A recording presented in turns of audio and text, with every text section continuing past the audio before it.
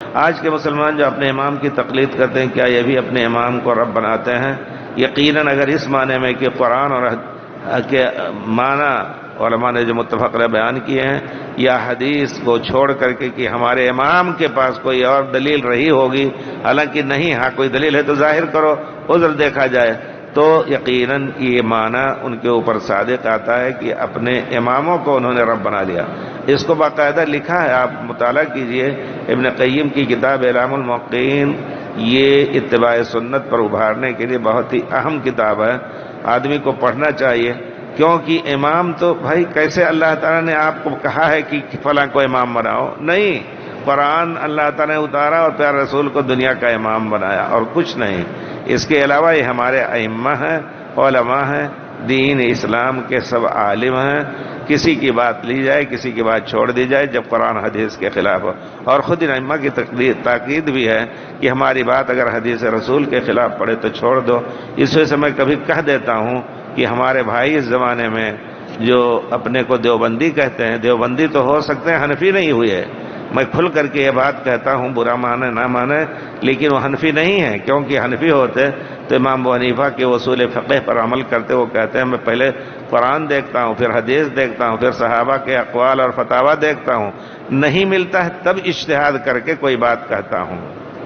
اور باقاعدہ تاکید کی امام ابو یوسف کو کہا، یا یعقوب، ان کا نام یعقوب ابو یوسف، جس طرح یعقوب علیہ السلام ابو یوسف، یوسف علیہ السلام کے باپ تھے۔ یا یعقوب لا تکتب عنی کل ما تسمع، جو کچھ سن رہے ہو سب نہ لکھا کرو، کیونکہ ایک بات کہہ کر کے کل اس سے میں لوٹ سکتا ہوں، اس کو قبول نہیں کروں گا خود میں،